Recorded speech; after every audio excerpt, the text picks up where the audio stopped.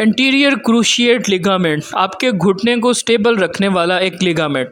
बाज़ दफ़ा किसी भी स्पोर्ट्स इंजरी में, किसी भी एक्सीडेंट में या किसी भी वजह से आपका अगर लिगामेंट फ्रैक्चर हो जाता है, टूट जाता है, तो उसके बाद उसकी सर्जरी होती है। उस सर्जरी को करवाने के बाद उसकी फ़िज़ियोथेरेपी इतनी ही इम्पोर्टेंट है जितनी कि वो सर्जरी।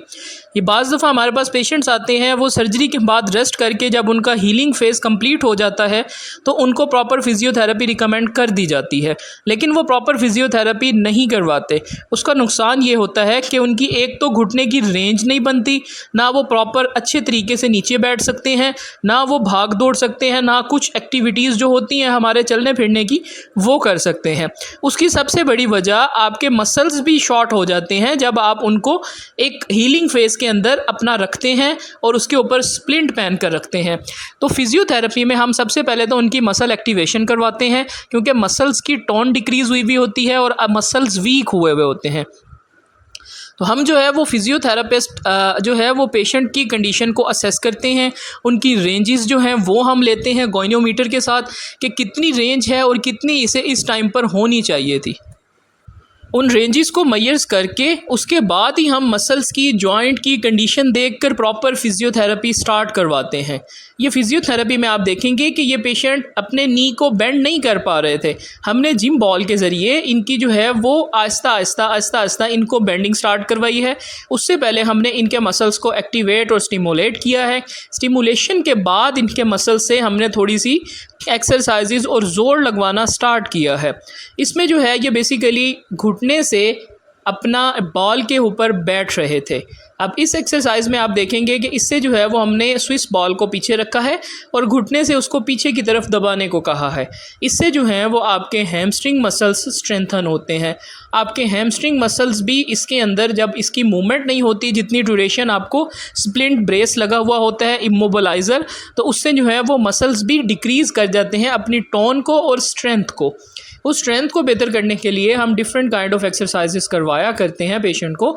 इस एक्सरसाइज में बेसिकली हमने एडी के साथ नीचे दबाने का कहा है। इस एक्सरसाइज को करने से आपके हैमस्ट्रिंग एक्टिवेट होते हैं और आपके क्वाड्स के ऊपर भी प्रेशर आता है।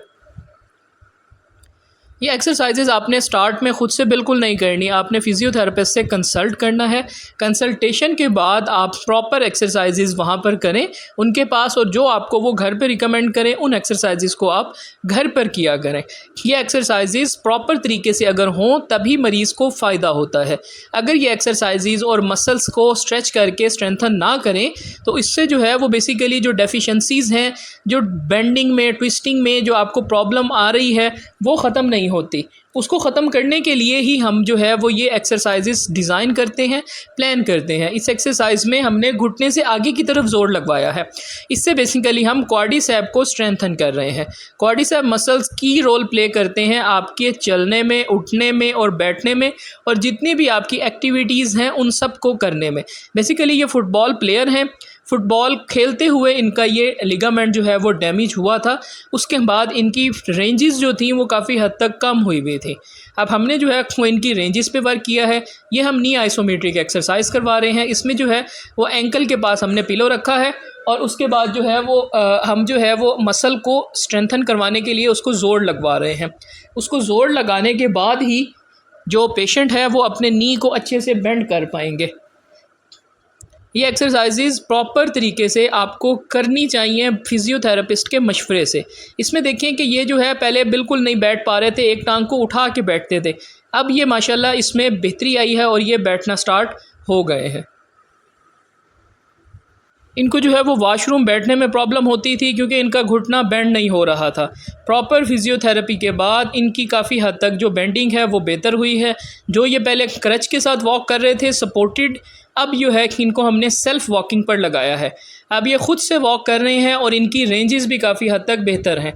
जब आप मूवमेंट रोक के रखते हैं तो आपके अंदर खौफ आ जाता है कि आप चलेंगे तो आप गिर जाएंगे या कुछ होगा, लेकिन प्रॉपर फ़िज़ियोथेरेपी करवा लेने के बाद आप जो है वो बहुत हद तक बेहतर और सेल्फ़ कॉन्फिडेंट हो जाते हैं। आप वॉक भी कॉन्फिडेंट वे में करते हैं और आप जब उठते हैं, बैठते हैं, आपके दिल में खौफ नहीं होता है, क्योंकि आपकी प्रॉपर काउंसलिंग भी होती है और साथ में रिहेबिलिटेशन भी होती है। ये पेशेंट का रिव्यू आप लोगों के साथ।